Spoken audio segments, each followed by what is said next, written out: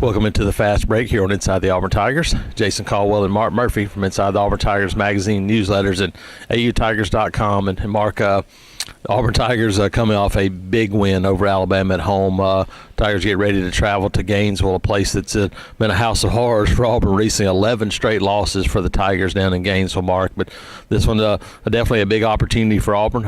A win, and they could clinch at least a share of the SEC championship. But Tennessee plays earlier that day at Ole Miss, Mark. An opportunity maybe before the game even starts for Auburn to clinch. But no matter what, this is an Auburn team that knows and is still fighting for seeding NCAA tournament. A lot on the line for the Tigers as they head to Gainesville.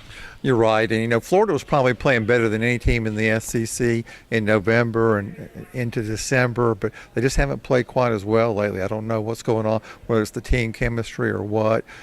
Florida's a team that sort of lives and dies by its three-point shooting. When they're hitting threes, they can be really tough to beat, so that's going to be a challenge for Auburn. Also, Chris Chiozza is one of the best point guards in the league. He doesn't turn the ball over much. Auburn likes to create a lot of offense with its steals. They had 14 in the Alabama game, which matched the season high over at Georgia. So it's definitely another test for Bruce Pearl's team. Absolutely, Mark. You look at it, and Bruce Pearl always talks about Jared Harper, says it's worth the price of admission.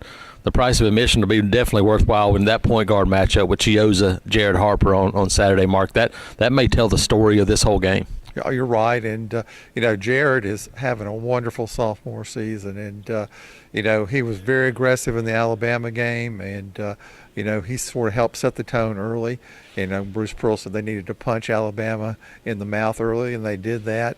Alabama never led that game, and if you just look at the rosters with all the talent Alabama had available, the length, the defensive statistics, and Auburn scored 90 points. And a big reason for that was Jared Harper. Absolutely, Mark. Definitely.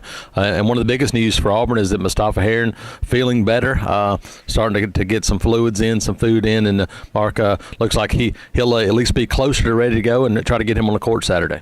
That's right. And Malik Dunbar did a wonderful job stepping up in the starting role, 14 points.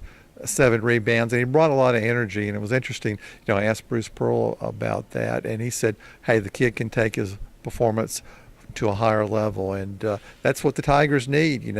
They're short right now with Anthony McLemore not available, and this guy can make a difference. Absolutely. So another opportunity, another road test for the Auburn Tigers as they head to Gainesville on Saturday. Jason Caldwell and Mark Murphy, Inside the Auburn Tigers.